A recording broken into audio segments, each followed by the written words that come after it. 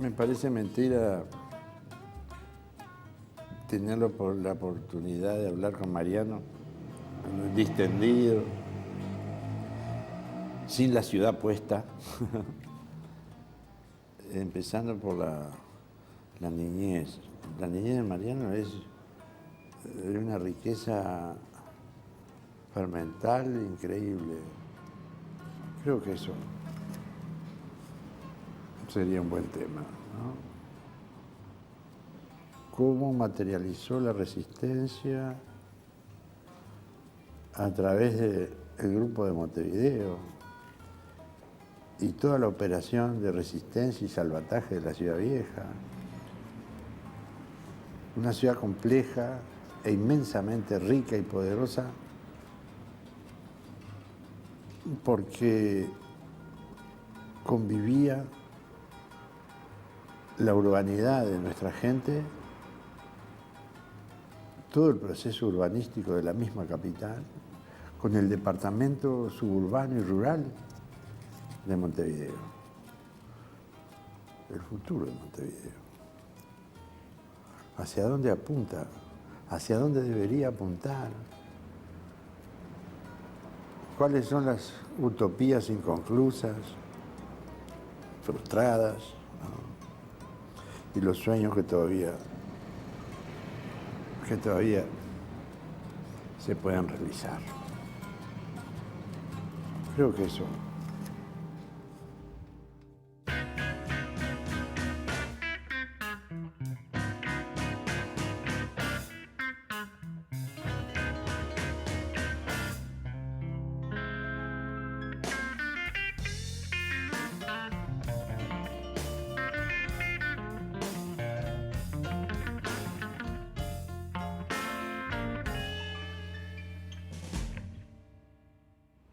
Mariano, tengo un gran recuerdo de la imagen que me diste una vez de tu mamá en la infancia.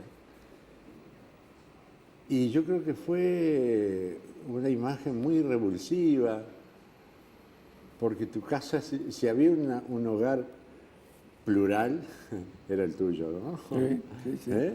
Seguro. Naciste ahí en un año terrible. 1933. 1933. Dictadura de Terra acá. El advenimiento de Hitler. ¿Qué te parece? Que yo prácticamente no tuve casi nada que ver, ¿no? Nada. Pero por suerte, como española. También, un poquito después. Esa sí me la recuerdo en los años últimos, Sí. Y para mí todo aquel recuerdo, te digo la verdad, que tiene un sabor agridulce, ¿no? Porque la guerra fue muy jorobada, muy jorobada. Qué increíble el efecto multiplicador que imponente. tenía la guerra. Por acá, en Buenos Aires, en México, ¿no? En general de toda América Latina, pero fundamentalmente Buenos Aires, con tanto español que estaba previo a la revolución y muchísimo exiliado después, ¿no? Claro. Y la Avenida de Mayo dividiendo a los republicanos y franquistas. Es que acá mismo, a una cuadra de acá, donde estamos, yo recuerdo perfectamente. ¿Ah, sí? Como también estaba la familia dividida, la mayoría con la República, te aviso, y algunos pocos. ¿Cómo era tu casa? Mi casa era en la calle Colonia, entre Minas y Piedad, como se la llamaba Piedad a Carlos Roslo. A Carlos Roslo. Después te cuento, si querés, una anécdota que me hizo mucho después del 33, el general Sereñi, que era un alférez que estaba por ahí viviendo cerca, ¿no? Donde vivió hasta el final, dicho sea paso, porque él vivía en 18 de julio, al lado, poco menos que al lado de la iglesia del Cordón, que para mí era la iglesia de la referencia.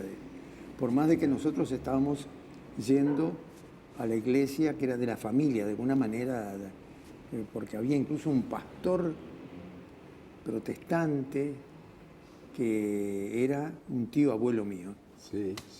Y estamos en la iglesia metodista central, la que está frente al Gaucho, ¿no? Hecha por un gran arquitecto, un gran ingeniero, Andreoni. Pero si te empiezo a hablar de arquitectura, este programa, que yo no sé por qué se llama Un Café Negro, no será por el color solamente del café. ¿A qué estás aludiendo? Y bueno, a la tez. A la tez. Me perdón de la expresión, ¿no? Sí, sí. El café afrodescendiente. El café afrodescendiente. Viste que yo tomo las cosas muy claras. Es un agua sin gas. Qué bien, qué bien. Voy a tomar ejemplo. Sí, Mariano, pero cuando decía que, por ejemplo, esa confrontación que se gestaba en el corazón de Europa se reproducía acá adentro. Pero claro, yo te digo, en 18 de julio, poco menos que frente a frente, estaba lo que todavía está, que era el Club Español, que tenía fama, y yo creo que con buenas razones, de estar con la Falange, o sea, con Franco, con lo peor. Sí, o sea, fascista. Y enfrente estaba la casa con la bandera tradicional de España, ¿no? La del Reino de España. Sí. Y del lado de enfrente, al lado de lo que es y desearía que volviera a ser el cine Trocadero, la Casa de España en un piso alto con la bandera tricolor de la República. Entonces yo iba alternativamente a un lado y a otro, porque había algunos familiares que estaban, los minoritarios del Club Español y los mayoritarios del otro lado. ¿Y con quién ibas? Yo con más gusto al otro lado, al que estaba al lado del cine Trocadero, lo que después fue el cine Trocadero, porque no existía en aquella época el cine Trocadero. ¿Con quién ibas?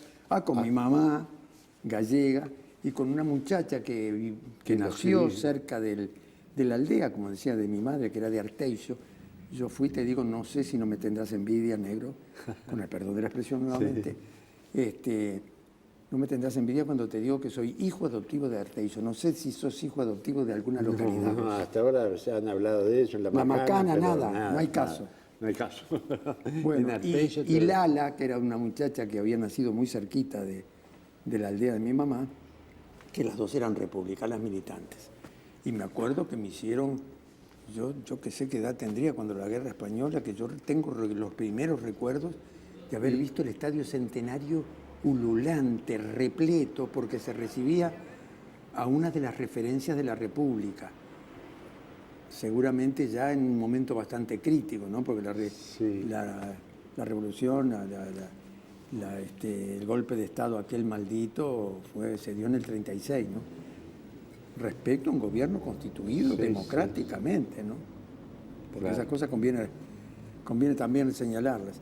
Bueno, también fue elegido por voto secreto, supongo, y por votación Hitler, ¿eh? Recordemos eso porque es triste decirlo, pero esas cosas pasaron. Gracias a muchos errores también que cometieron aquellos que después se vieron perjudicados por él, ¿no? Claro. No se puede aplastarle la cabeza al enemigo derrotado, ¿no? Y eso es lo que pasó con Alemania. Y le sirvió a ser personaje siniestro. Sí, el Tratado de Versalles. Terrible. Y qué costos terribles para el pueblo alemán, para muchos otros pueblos y seguramente para la colectividad judía y también para la gente gitana y para aquellos que tenían opciones sexuales distintas a las tradicionales, ¿no? Porque a los homosexuales también se los trató de una manera terrible, ¿no? Terrible y hasta experimentaron con ellos. Sí, terrible, ¿no? Terrible. Pero... Qué bueno poderlo contar esto de lejos, ¿no? Sí. Bueno, yo te digo, merced al Tratado de Versalles le prohibieron tener una marina, un endeudamiento... Siniestro, imposible de ser pagado. Imposible. Entonces esas cosas a la larga se pagan, ¿no? Los sudetes checos. Terrible. Todo eso, ¿no? Terrible. A la larga se paga. Sí, claro, sí. Y bueno, ya te digo, yo recuerdo y en el 33 también el New Deal. Claro. Es un poco lo que mitiga hace años. Porque nadie se acuerda hoy en Estados Unidos que nací yo. Fíjate vos, como uno se acuerda. Hay una gran injusticia en ese tipo de cosas. Se acuerdan de Rubin, no de uno. ¿Por qué? Sí. ¿Y tu mamá era republicana? Sí, claro. ¿Y el viejo? El viejo yo lo veía más timidón. Ajá. Y había algunos otros en la familia que no estaban nada tímidos y estaban por el otro lado, ¿no? Sí. Pero la gran mayoría, incluso de la familia de mi padre, era republicano también. Muchos de ellos por vallistas, ¿eh?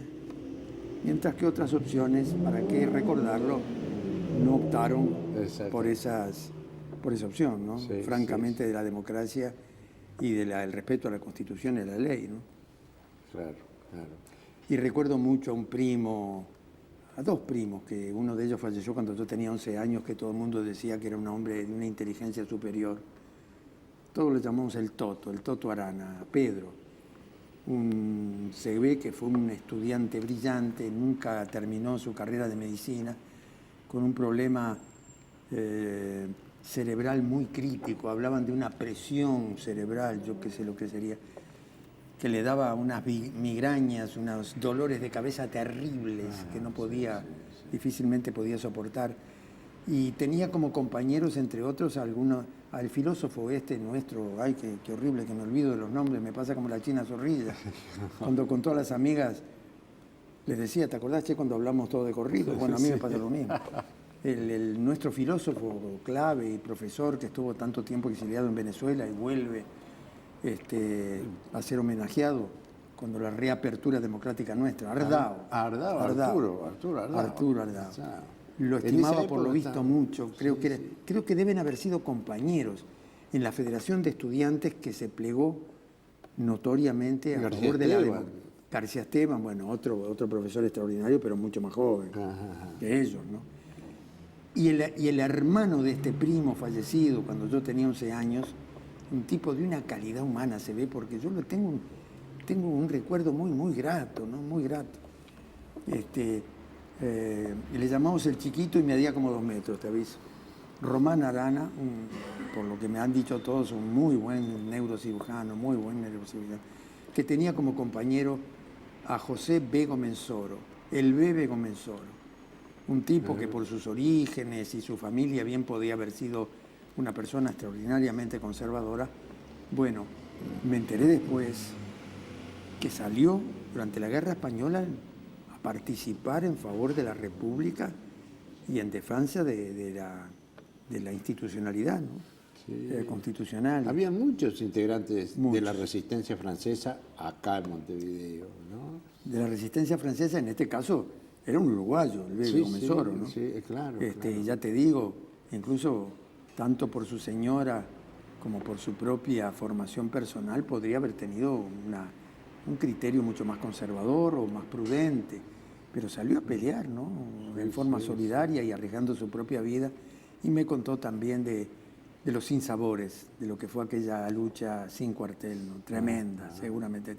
Por eso que yo tengo un gusto agridulce cuando recuerdo todo esto, y cuando veo las películas que se animaron a hacer los españoles después de la apertura democrática. Los gozos y las sombras. Los gozos y las sombras, ¿te acordás qué linda serial aquella, ¿no? Muy linda. Y muchas otras películas que mostraban, bueno, también las contradicciones que dentro de las propias familias se daban, ¿no? Sí.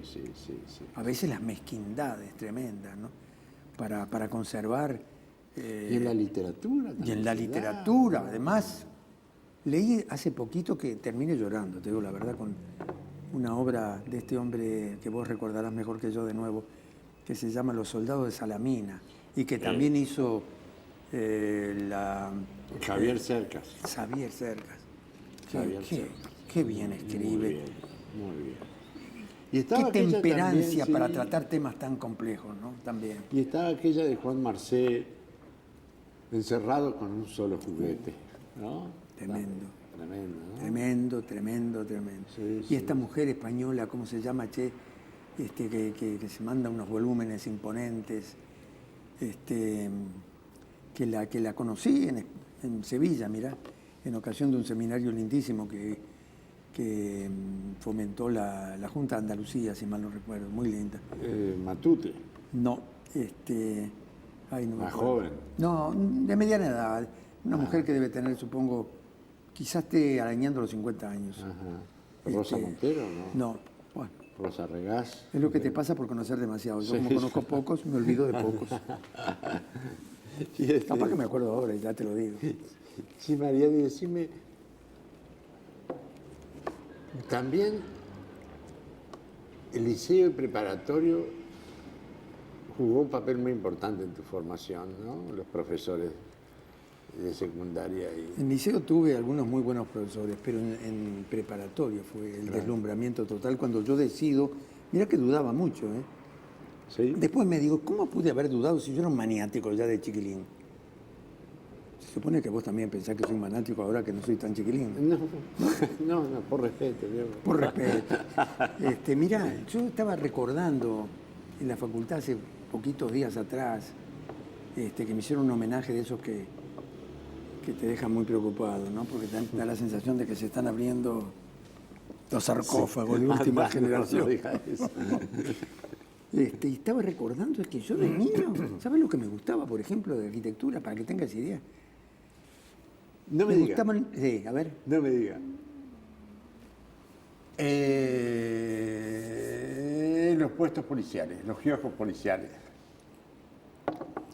La gente pensará, ¿este será un botón? Nada que ver, me gustaban los kiosquitos y me siguen gustando. ¿Todavía hoy. queda uno? No, uno no, varios, muchos sí, en Montevideo.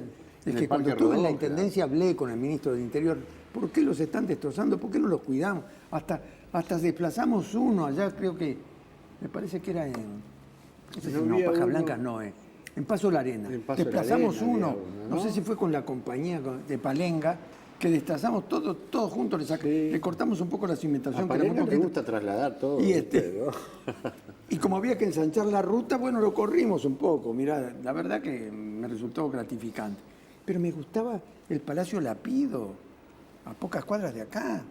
Me encantaba como me encanta, porque es una obra soberbia. Me acuerdo de hace mucho tiempo. La Tribuna Popular, como se acuerdan algunos otros, ¿no? Que la fascinación que te provocaban los kioscos policiales, te asombraba la pared sin razón de su construcción y dabas vueltas alrededor. Ah, no, pero ese era uno en especial. Porque todos son como reproducciones que se encuentran en Montevideo, pero también en el interior, casi todos idénticos. Hechos creo que por un arquitecto Lemos, si mal no recuerdo, en los años 30. Funcionario público, Sí. De diferencia por muchos otros, ¿no?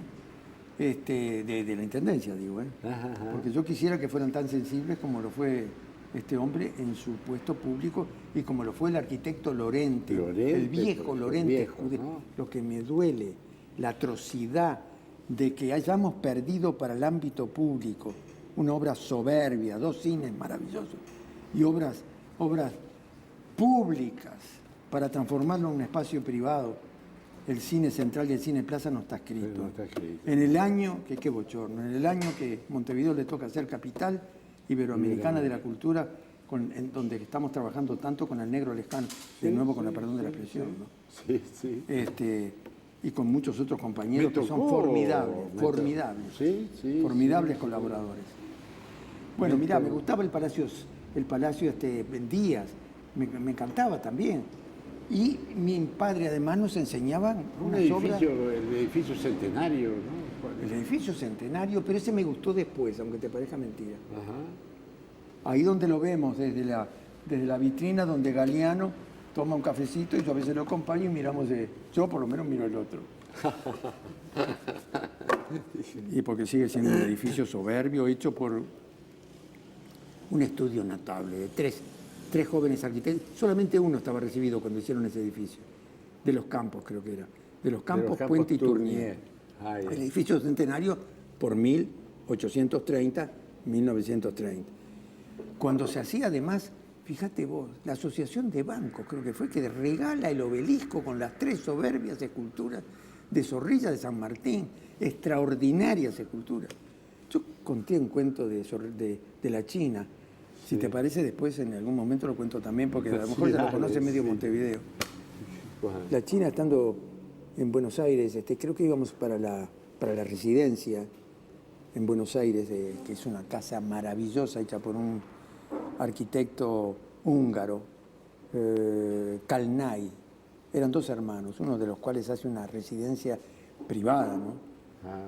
Con una calidad de diseño volumétrico, de espacios internos y de calidad constructiva brutal, en la Avenida del Libertador, muy cerca para aquellos que conozcan Buenos Aires y particularmente algunos de sus museos, muy prácticamente, no te digo estrictamente enfrente, pero casi enfrente de uno de los museos de Malva, el Malva. Buenísimo. Sí. Y yendo para allí en taxi, ella tenía un perrito pequinés, que cada vez que lo sacaba me hacía acordar del Mundo Rimero con ese tango divino que él cantaba maravillosamente. Él y también, si mal no recuerdo, creo que el polaco Goyeneche, ¿no? Qué cantores, ¿no? Y qué músico, por Dios. Bueno, ¿a vos te gustaba mucho el tango, Gardel? Me llegó a partir, ¿sabes a partir de cuándo me...? Gardel siempre porque, claro, él murió cuando yo tenía 2 años. Entonces en casa lo escuchábamos siempre. Me quedó permanentemente. Pero el tango me empezó a gustar, sobre todo después que Piazzolla. Porque como fui siempre muy maniático, me parecía a la música contemporánea muy radical, precisamente de otro húngaro, ¿no? Que ya no me acuerdo tampoco, un tipo conocidísimo, pero que en este momento no me acuerdo, ya me quedé y te lo digo después.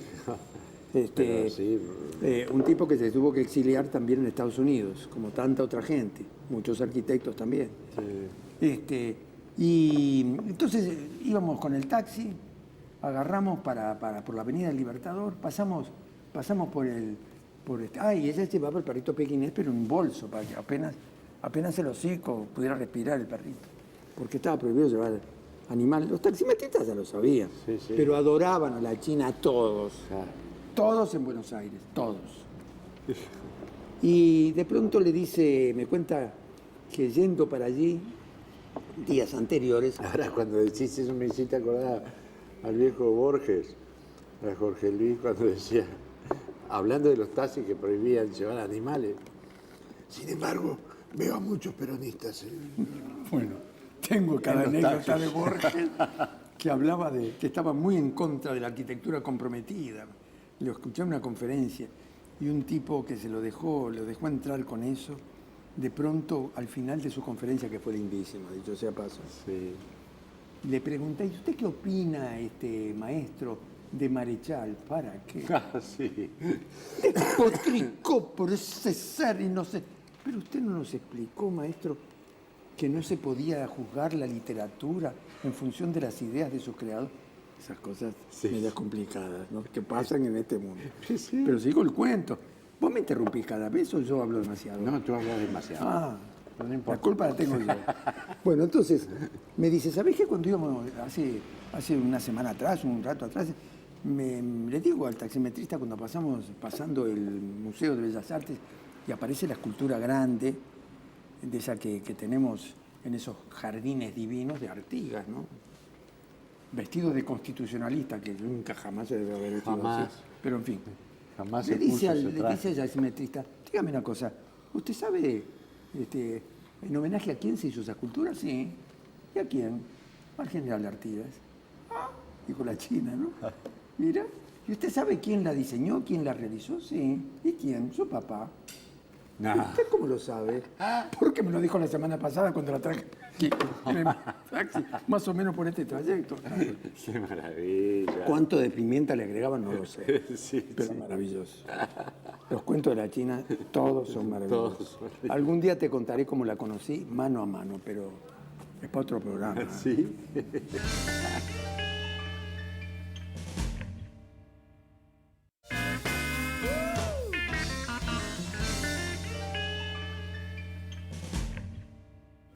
¿Hablaba del futuro de Montevideo? Bueno, yo creo que, si no somos capaces, los uruguayos, de darnos cuenta de la ciudad que tenemos, incluyendo a los arquitectos, Sí. Porque en general la culpa se la llevan los promotores, con bastante buenas razones, Porque a veces mucha gente, parece mentira, en el mundo contemporáneo, no solamente en el Uruguay, no solamente en Montevideo, a veces se privilegian los aspectos puramente materiales y economicistas a otro tipo de cosas que yo supongo más perdurables, ¿no? Y más sustantivas. Yo recuerdo que en algún artículo que para una revista argentina me pidieron, yo creo que era en plena dictadura, yo tomé unas frases de un poemita muy simpático creo que te lo comenté, de un libro de Strázulas. Y yo le llamé un libro que se llama El Sótano, en el que yo saqué una fotografía que resultó ser la de la casa de sus parientes allí en Punta Carreta, ¿no?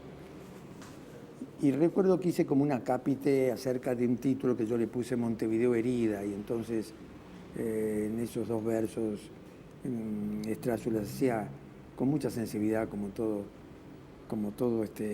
buen escritor, hacía referencia a los cambios que se estaban produciendo en Montevideo. Ya por entonces, porque estoy hablando cuando iniciamos Banda Oriental con Eber Raviolo, y mucha gente que surgió prácticamente en la Facultad de Arquitectura porque Raviolo, después te cuento otra anécdota, que Raviolo, si bien no era estudiante de arquitectura, era funcionario excelente de la Facultad de Arquitectura. Tuvo cada lujo. Pero qué lujo tuvo la Facultad de Arquitectura para tener funcionarios administrativos de lujo. José Díaz, que fue ministro del Interior. Estuvo también Bordoli por esos tiempos. No, estuvo José J. Martínez. ¿Lo conociste a José J. Martínez? Un tipazo bárbaro. Que hizo un libro conmovedor, un tipo que era anarquista, se plegó al Partido Comunista y ya al final no lo vio editado, ese libro que me da una lástima. Ya ni me acuerdo ni cómo se llamaba, pero que editaba con una muy buena armazón las cartas que él le mandaba a su mujer, que era arquitecta, Sinelli, Adriana Sinelli, y las cartas que después de un largo periodo recibía de respuesta.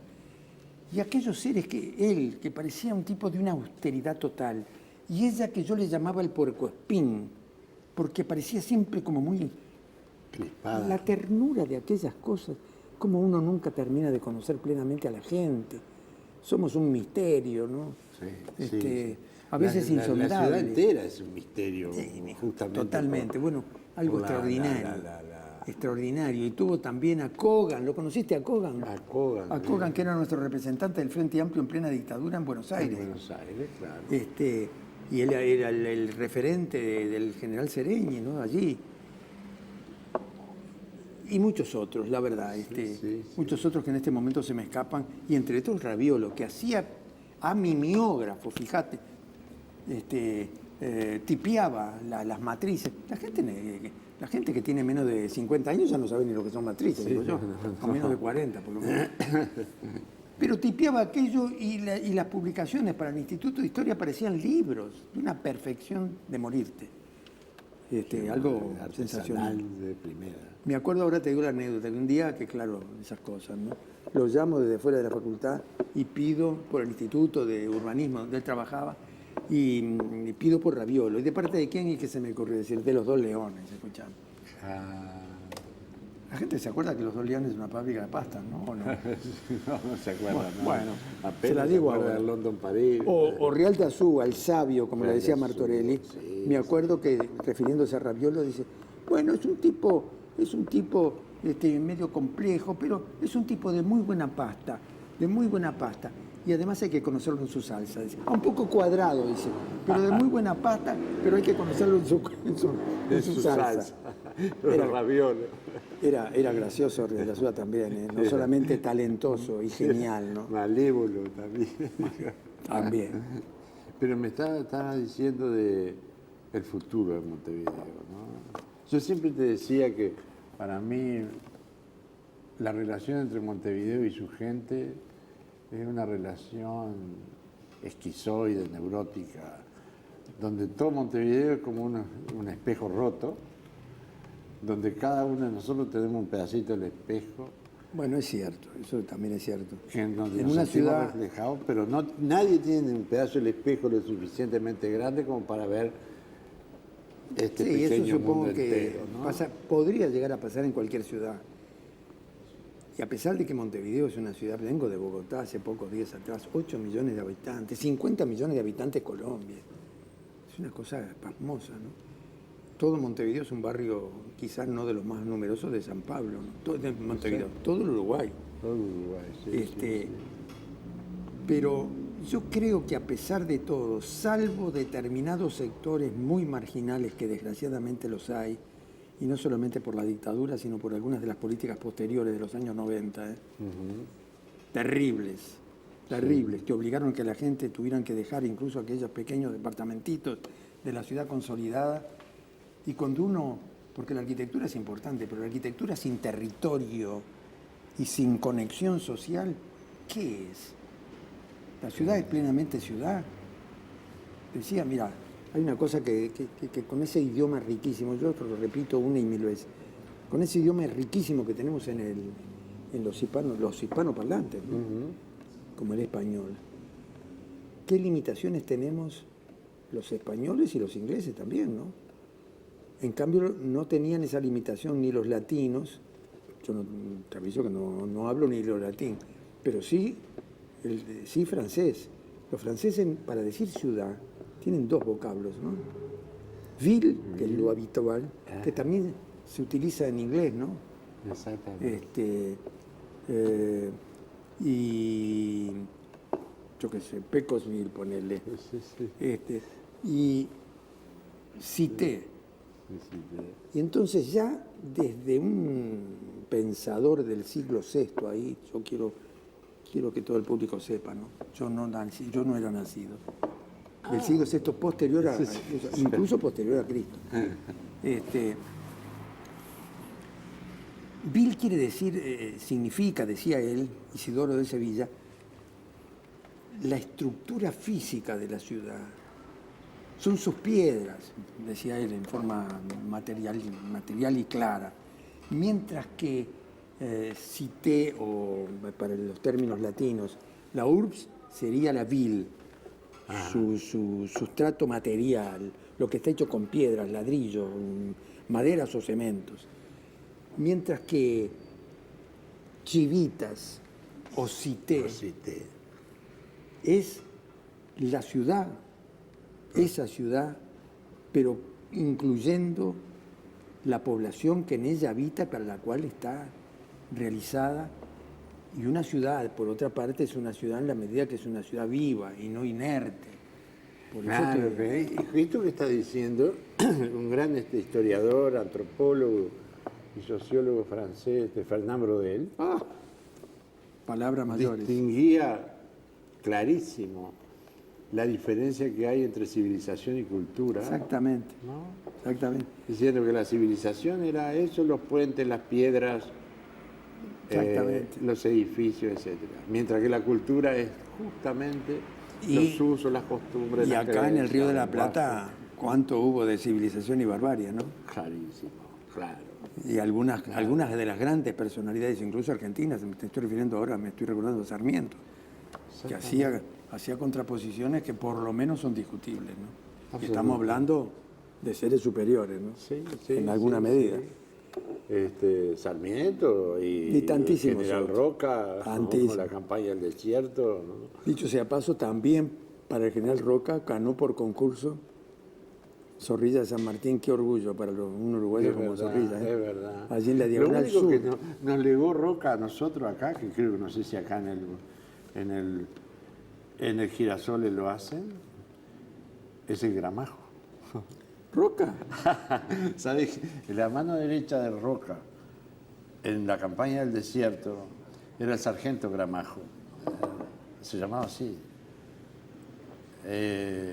Y después lo acompañó como edecán siendo presidente. Y era un tipo muy querido, Gramajo, pero al mismo tiempo muy glotón. Y volvía de la campaña muerto de hambre al cuartel y se encontraba con las sobras de los soldados. Y entonces las metía todas en una olla y ahí hacía un revuelto de papas fritas con huevos, etc. Y eso llevó su nombre. Llevó para siempre. ¿Y el nombre del colesterol no está unido a su propia...? No.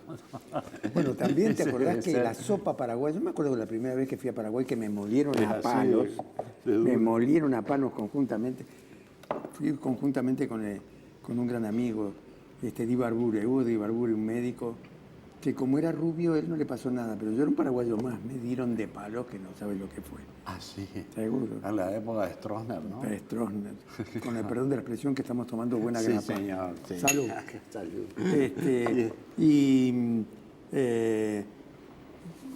Ya me olvidé de lo que estaba contando.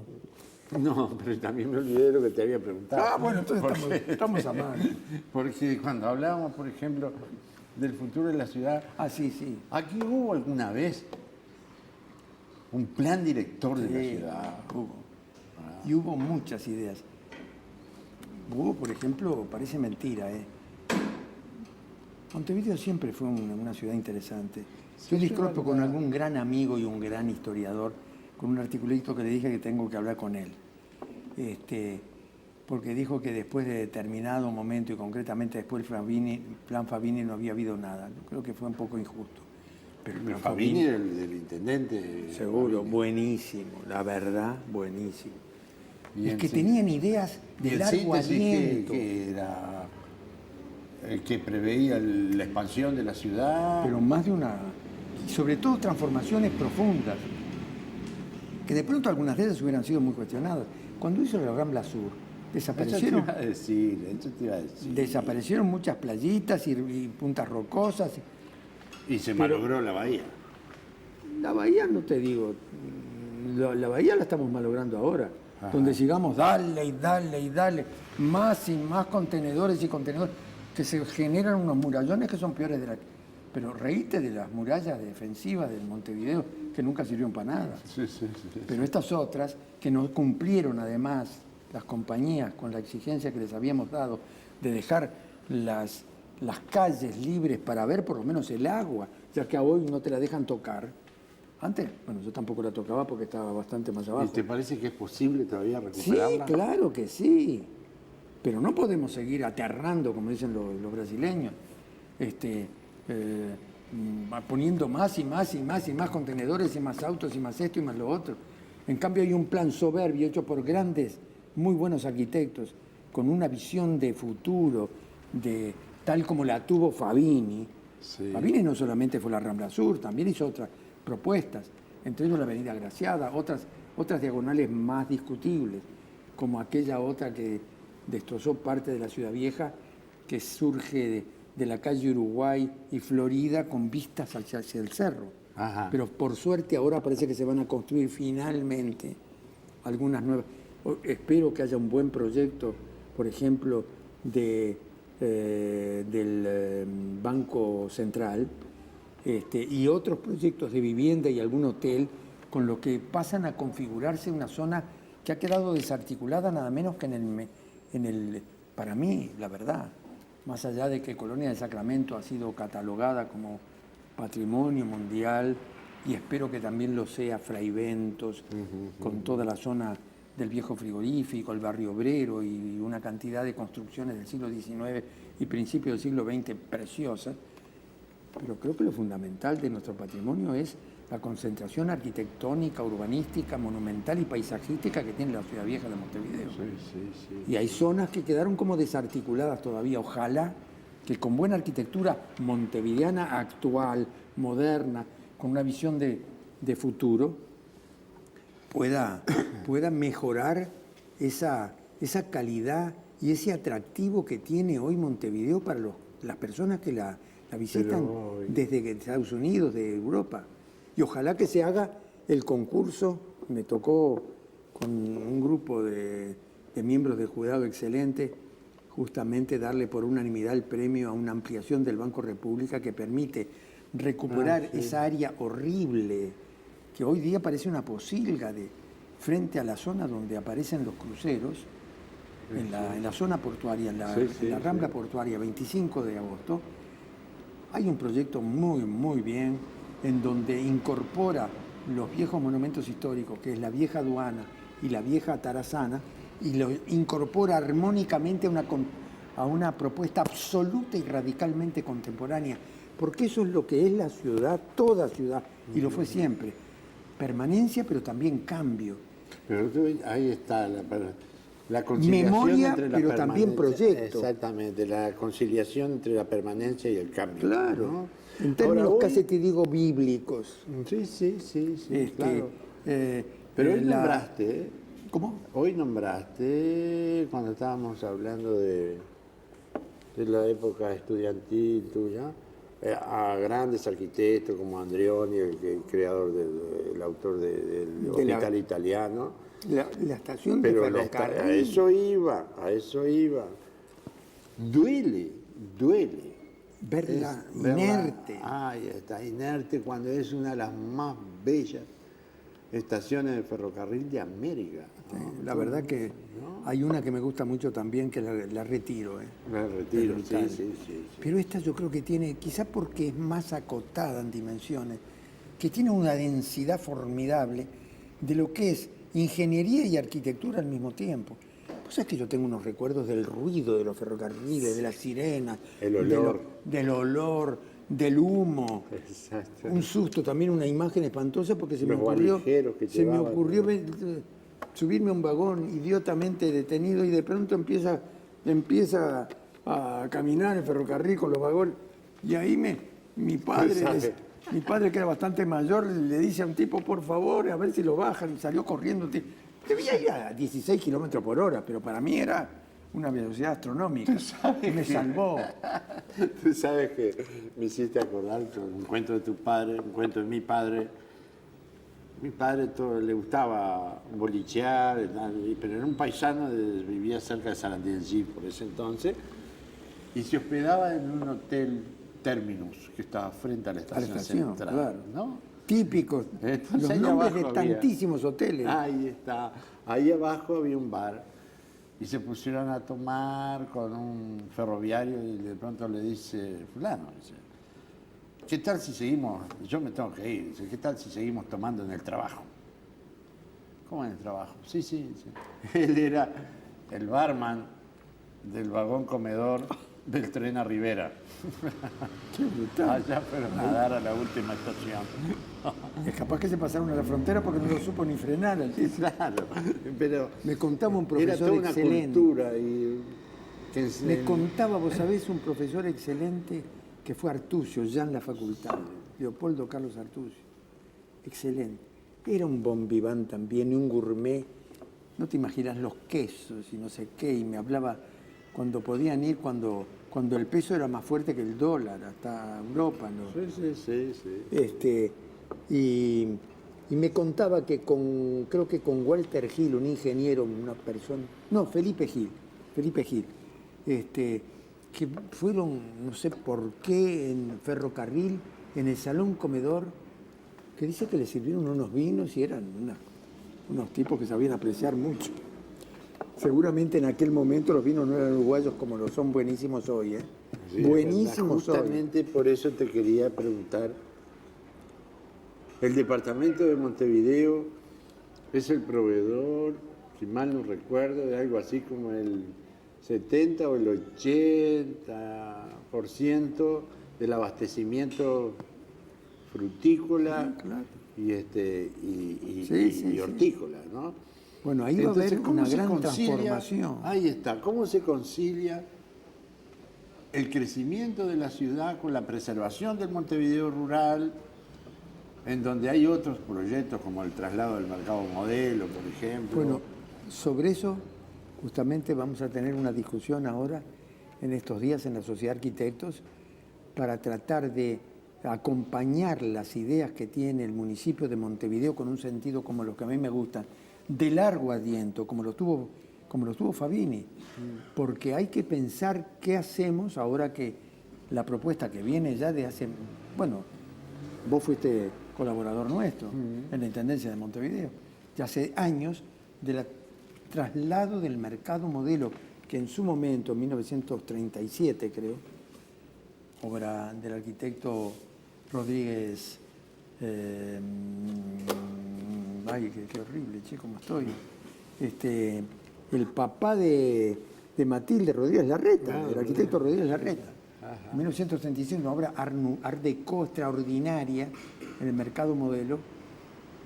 Bueno, todo eso se va a trasladar hacia la zona que ha sido caracterizada como la más apropiado dentro de la tablada, cercano a esa zona del Montevideo rural.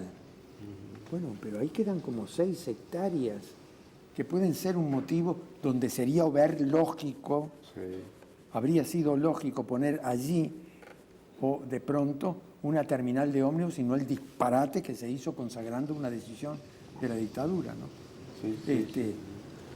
Y bueno, ahí hay una alternativa que de pronto puede ser tan interesante para los arquitectos, ingenieros, diseñadores, planificadores. Ahora, ¿qué pensás de esta alternativa que te voy a decir que para mí siempre fue un sueño?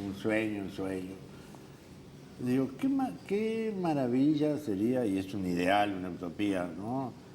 Qué maravilla sería tomar una región de Montevideo, pongámosle un lugar que a mí se me antoja siempre como las costas griegas, hasta con el tipo de gente, como Santa Catalina, por ejemplo. Pero no me lo digas a mí, que estuvimos en un taller donde todavía Y Santa poner Catalina... todo al servicio de todo, hacer una experiencia sociocultural, Pero, mijo, nosotros todo, la caminería, la iluminación, la sanidad. Antes de la dictadura, justamente fue el tema que elegimos para el primer año y dirigido por un arquitecto muy bueno y un gran amigo que es Isidoro Xingen, uno de los diseñadores de la lindísima obra del Sodre, conjuntamente con Juan Carlos Vanini, con Di Ippolito, que además es músico. Es verdad. Uno de los que iban cantando. Uno de los que iban cantando. Y estos son de los que iban construyendo. Sí. Y también de otro que horrible, que no me estoy acordando ahora del otro nombre, buenísimo. Ya me acordé. Livni. ¿Livni? No, Livni no, pobre. No. Gran amigo y gran colaborador en la cátedra. No, este es el hermano. Son de Mercedes, hermano. Pero ya pensaban en hacer un proyecto piloto como no, pensamos Santa Catalina, por ejemplo. En poner en valor un entorno geográfico singular enriquecido por el aporte espontáneo, donde no trabajaban arquitectos, sino trabajaba la propia gente, hasta tanto de pronto eso fue producto como de una invasión exagerada y desordenada. Pero hasta tanto fue simplemente un conjunto, casi te diría balneario, de sectores medios bajos, o de sectores de muy acotados recursos, que hacían sus propias casas con sus propias manos, con un sentido razonable de cómo no distorsionar una zona cuya riqueza fundamental era precisamente el entorno paisajístico y topográfico, ¿no? Aún hoy, te digo la verdad, es una cosa muy atractiva, es un barrio muy atractivo. Le incorporamos ómnibus y una cantidad de servicios, y además se le incorporó una escuela preciosamente diseñada. Para mí es un orgullo poderlo decir, porque sé que hay un equipo encabezado por una joven arquitecta, la verdad, muy interesante, que trabaja como funcionaria pública en primaria. Y la gente que llega allí te dice, ya vio la escuela, te la llevan. Se la han apropiado, la gente te muestra que ellos, como orgullo de... Eso es lo que cualquier arquitecto debería desear. Y soñar con eso. Desear con eso. Y no simplemente hacer... Bueno, che, acá te sirven una sola, pero no me gusta hablar, ¿no? Después viene el segundo capítulo. Salud, Mariano. Gracias, de verdad, de todo corazón. Un gustazo.